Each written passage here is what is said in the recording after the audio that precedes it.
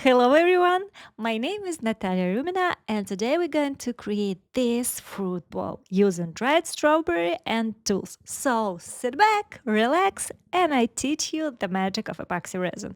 Before working with resin, let me tell you how I dry everything. I using a dehydrator for vegetables, fruits, and mushrooms. Using a craft knife, I slice everything into pieces no thicker than 2 millimeters. Otherwise, drying takes too long and resin consumption increases during pouring. I line the dehydrator trays with parchment paper and place the strawberries slices or wherever I want to dry on top. When I choose a dehydrator, make sure it has a timer, temperature control, and fine mesh trays to prevent small pieces from falling through. I dry at 55 degrees for 6 hours. Now let's start preparing the dish. First, clean the silicone mold carefully with the tape to remove dust without scratching them. I've been working with liquid resin from Resin Pro. It's called transparent, and I have promo code for 10% discount, Natirum.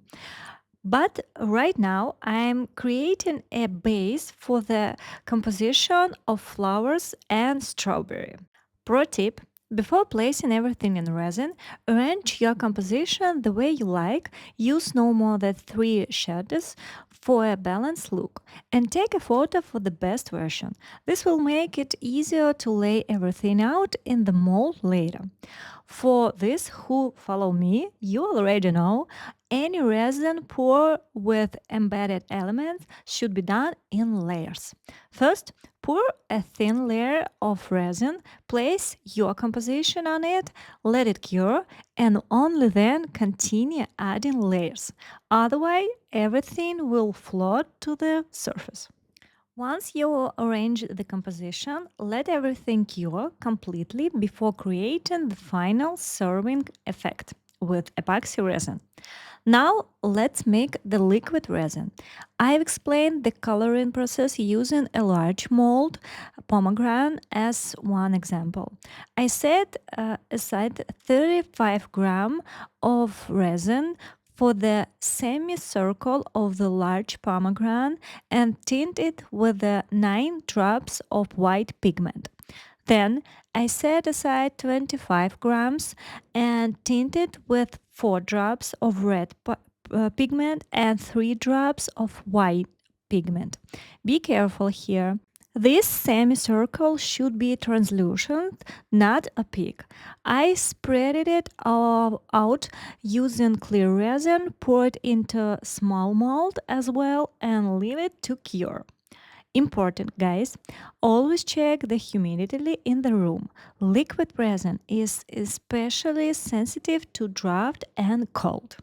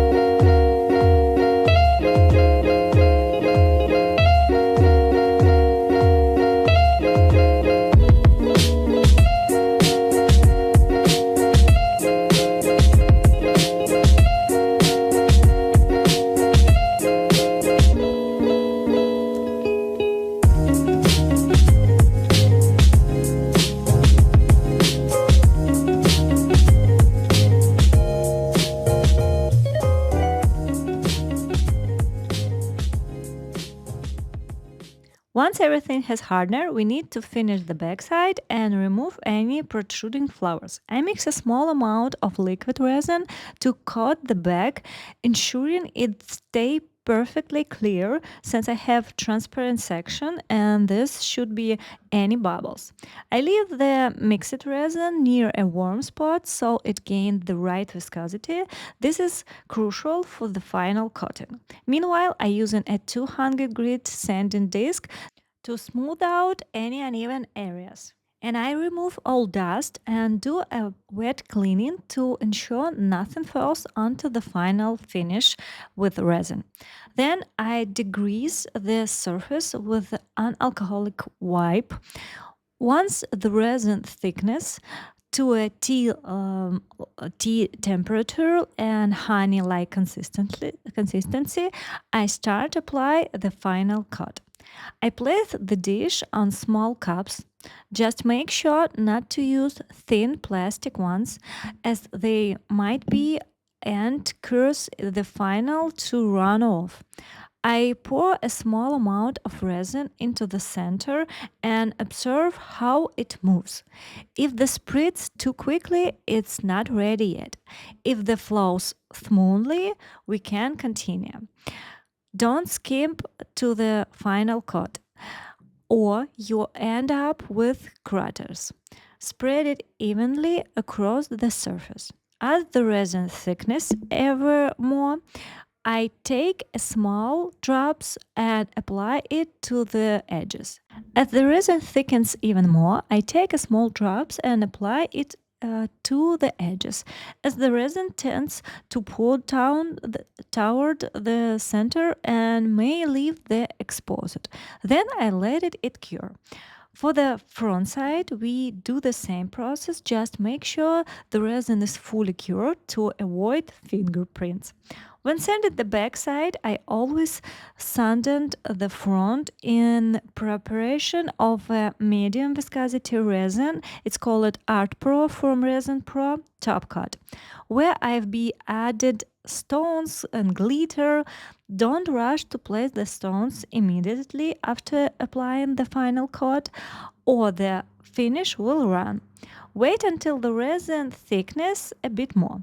Once everything is set, I use a heat gun to gently shape the dish. If you are a beginner, you can soften the resin by placing it in hot water for 10 minutes before being it, but be careful.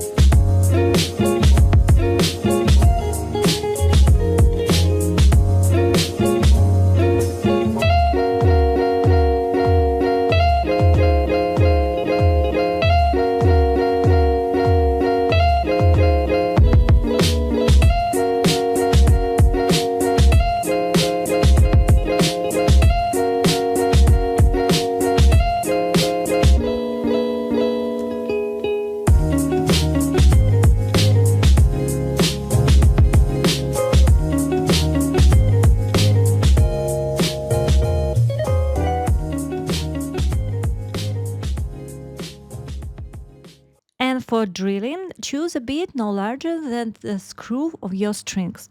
Drill carefully, assemble the whole composition, and be proud of yourself. Look how amazing it's turned out. If you have any question, don't hesitate to ask.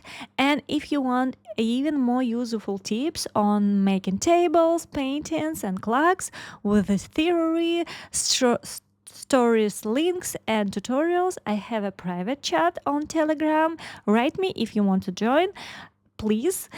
And if you want more tutorials and lesson on my learning, you can find it on my learning platform, Patreon. Have a nice day. Bye.